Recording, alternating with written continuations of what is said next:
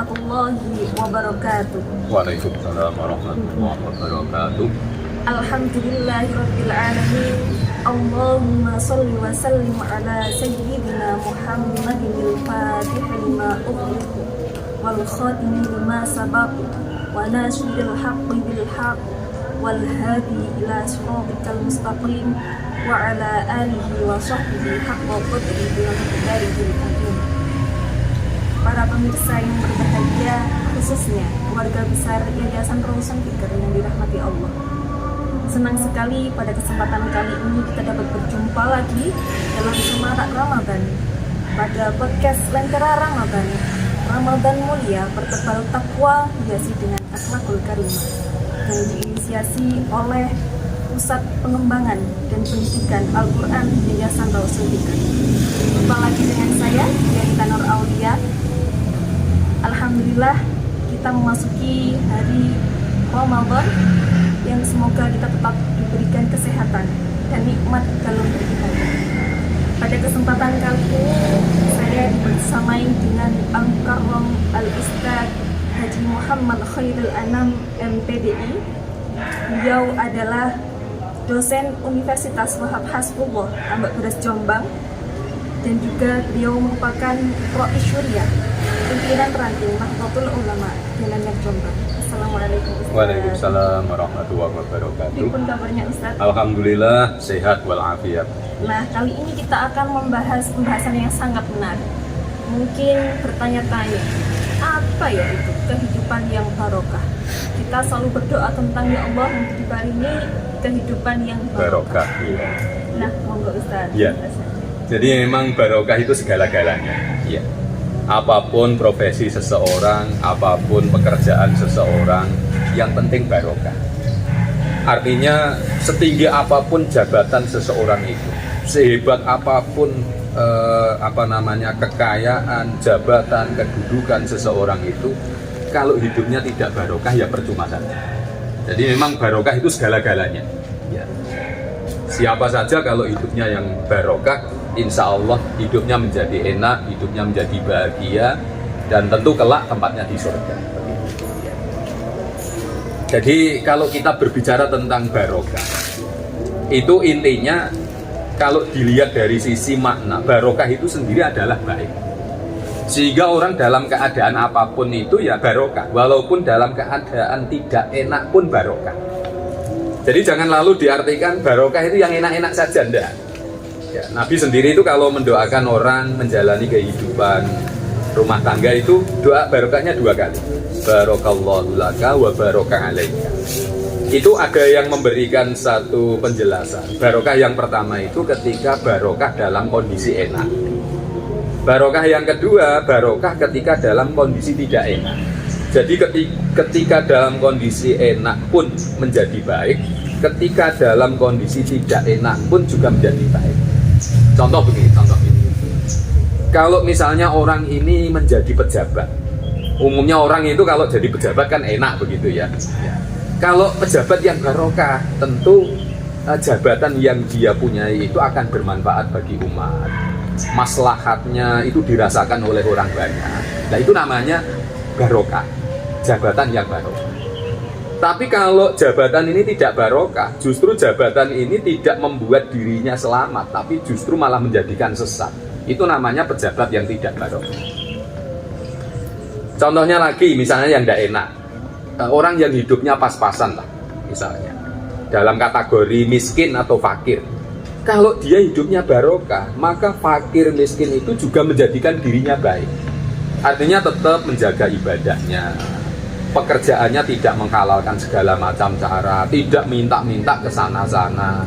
Itu namanya dia barokah. Walaupun dalam keadaan tidak enak, hidupnya menjadi barokah. Jadi sekali lagi intinya barokah itu adalah baik dalam segala urusan. Pekerjaan apapun kalau barokah menjadi baik. Misalnya tukang ngarit. Itu kalau hidupnya barokah, ngaritnya barokah, ya ngaritnya ya baik. Tapi kalau tidak barokah, ngarit itu ndek jero glangsing kuwi ana telo, ana klopo, ana gedang. Lah ini ngarit kok malah oleh sembarang kan begitu. Nah, itu namanya tidak barokah. Makanya ini orang hidup itu sekali lagi apapun profesinya, apapun pekerjaannya, yang penting barokah. Nabi sendiri itu kalau mendoakan barokah, seperti tadi disampaikan, kita sering berdoa diberi barokah. Di bulan Ramadan diberi barokah, di bulan Sya'ban diberi barokah, di bulan Rajab pun juga diberi barokah. Begitu. Ya. Kalau tadi ada barokah yang enak dan tidak enak, Ustaz. Iya. Kalau kebanyakan mungkin dalam kehidupan itu kita merasakan tidak enaknya kehidupan. Iya. Nah, tapi gimana sih Ustaz cara melihat barokah itu walaupun dalam keadaan tidak enak? Ya. Jadi kalau kita mengukur keberkahan itu sebenarnya gampang. Asal orang ini dalam hidupnya tidak melakukan hal-hal yang haram, tidak melakukan hal-hal yang maksiat, insya Allah akan memperoleh keberkahan. Ya, ya tadi, misalnya orang dalam kehidupan pas-pasan miskin, asal dia tidak mencuri, ya tidak menguasai hak orang lain, maka hidup menjadi barokah. Kewajiban-kewajiban tetap dilakukan, menjadi barokah. Sakit itu kan tidak enak. Siapapun orangnya pasti akan mengatakan sakit itu tidak enak. Tapi ini bisa menjadi barokah. Gitu. Artinya ketika dia sakit, semakin ingat kepada Allah. Dengan sakitnya, dia tidak meninggalkan kewajibannya, tidak meninggalkan ibadahnya. Berarti ini sakit yang barokah. Kalau misalnya sakit isinya hanya miso saja, ya berarti tidak jadi barokah. Jadi sebenarnya intinya gampang. Orang hidup barokah itu ya asal perintah-perintah itu dilakukan, larangan-larangan ditinggalkan, tidak berbuat maksiat, tidak berbuat dosa, maka jelas hidupnya menjadi barokah. Begitu. Ya. Kalau kita dalam barokah ya. Mungkin dalam barokah itu kita lebih bagaimana caranya untuk bersyukur. Iya, yeah.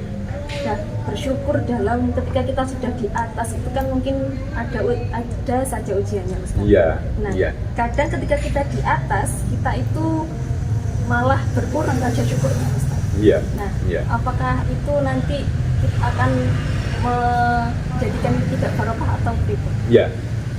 Makanya itu kita harus pandai-pandai mensyukuri apa yang telah diberikan Allah kepada kita. Kalau kita tetap konsisten bisa mensyukuri nikmat Allah, maka keberkahan itu akan selalu berada di tangan kita. Karena intinya tadi, asal orang itu menjalankan perintah Allah dan meninggalkan larangan-larangan Allah, maka keberkahan itulah yang akan diperoleh. Cuma ya lagi-lagi, semuanya itu kembali kepada manusia. Semua ini merupakan ujian. Yang enak pun ujian, yang tidak enak pun ujian. Ya, diberi nikmat yang melimpah-limpah itu ujian, diberi yang pas-pasan itu juga ujian. Jadi pejabat ujian, jadi rakyat ujian. Jadi konglomerat ya ujian, jadi melarat pun ujian. Ya, yang sehat pun ujian, yang tidak sehat, yang sakit pun ujian. Nah, makanya kita jangan sampai terjebak. Artinya begini, ketika enak ya disyukuri, ketika tidak enak ya disabari. Semua orang itu pasti akan menghadapi situasi seperti ini. Semua orang. Bahkan semakin tinggi derajat seseorang itu, maka ujian yang akan dihadapi semakin berat. Ya. Makanya di dunia ini orang yang paling berat menghadapi ujian itu ya para nabi. Jadi jangan dikira kalau nabi itu enak, tidak tinggal wiridan saja duitnya teko dhewe. Oh enggak. Justru malah ujiannya berat. Dan ujiannya macam-macam. Ada yang diuji itu dengan anaknya, seperti Nabi Nuh. Betapa beratnya Nabi Nuh menghadapi anak yang seperti itu. Ada yang diuji dengan istrinya, seperti Nabi Lot. Ada yang diuji dengan penyakitnya, Nabi Ayub. Ya, dan semua itu kalau dihadapi dengan sukses, maka ini justru yang akan membuat orang ini derajatnya semakin tinggi. Ya, jadi orang hidup di dunia itu tidak akan bisa lepas dari dua hal ini. Ada yang enak, ada yang tidak enak. Kalau dua-duanya bisa terlewati, maka hidupnya menjadi barokah. Begitu. Iya. Barokah itu bertambahnya kebaikan. Betul. Ziyadatul khair, betul. Iya. Pertanyaan lagi ya Ustaz. Iya. Gimana sih caranya kita itu biar mendapatkan keberkahan? Oh iya.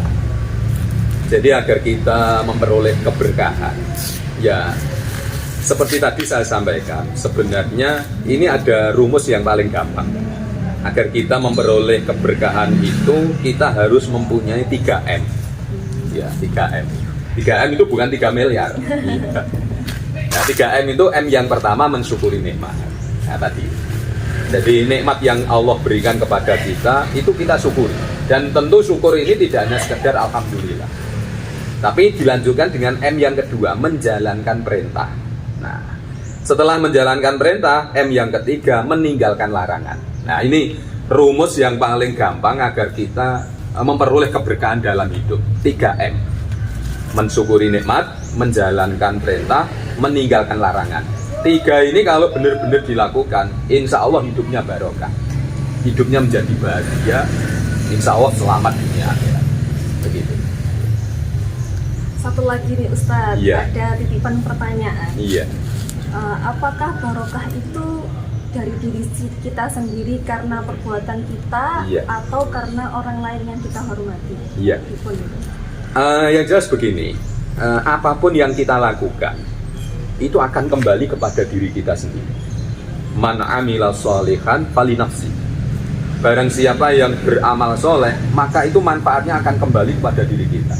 Wa man asa'a fa'alaiha. Dan orang yang berbuat jelek, maka akibatnya kita sendiri yang akan nanggung. Jadi lagi-lagi ini ya semua berangkat dari diri kita sendiri. Kalau kita melakukan hal-hal yang baik, tentu yang merasakan kita sendiri. Kalau kita melakukan hal-hal yang jelek, tentu akibatnya kita sendiri yang akan menanggung. Jadi intinya apapun yang kita rasakan itu semua adalah hasil dari perbuatan kita sendiri. Jadi kalau kita berbuat baik kepada orang lain, nanti Allah sendirilah yang akan membalas. Jadi jangan kemudian kita berharap balasan dari orang itu. Wah, terlalu kecil kalau kita mengharap balasan dari manusia. Sudahlah, kita berbuat baik saja.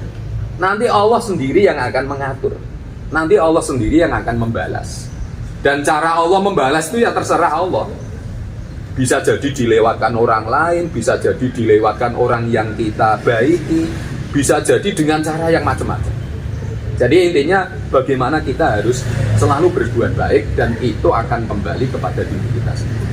Ya. Walaupun disakiti kita harus berbuat Iya, baik. jadi memang kita ini kan diperintah oleh Allah untuk berbaik kepada siapa saja. Jadi kita jangan kemudian kita menghormati orang lain, jangan minta dihormati. Kita menghargai orang lain, jangan minta dihargai. Perkara orang lain tidak menghormati kita, perkara orang lain tidak menghargai kita, itu bukan urusan kita. Urusan kita itu bagaimana kita berbuat baik kepada orang lain. Urusan kita bagaimana menghormati orang lain. Perkara mereka tidak mau menghormati, bukan urusan kita. Begitu. Ya. Mungkin ada kata-kata untuk para pemirsa yang ada di rumah Ustadz untuk puasa kali ini. Iya. Jadi ini bulan yang istimewa, bulan yang luar biasa, maka kita jadikanlah momen ini sebagaimana disampaikan dalam hadis Rasulullah bahwa ketika Ramadan itu setan-setan dibelenggu, setan-setan itu dirantai. Nah, sebenarnya siapa yang merantai? Yang merantai itu ya diri kita sendiri. Nafsu ini kita rantai, kita belenggu, kita penjara. Sehingga kalau nafsunya ini kita rantai, setannya kita rantai, kita tidak akan berbuat maksiat, kita tidak akan berbuat dosa, sehingga kita memperbanyak ibadah di bulan-bulan Ramadan seperti ini. Demikian. Terima kasih banyak Ustaz Ya, atas sama-sama. pemaparannya. Semoga kita mendapatkan keberkahan, mendapatkan ziyadatul khair dalam kehidupan kita semua. Saya Dianita Nur Aulia, mohon maaf yang sebesar-besarnya. Sungguh harum daun pandan buah kurma dari Makkah. Marhaban ya Ramadan, bulan suci penuh berkah. Syukran ala ihtimamikum, wallahul muwaffiq ila aqwamit thoriq. Wassalamualaikum warahmatullahi wabarakatuh. Waalaikumsalam warahmatullahi wabarakatuh.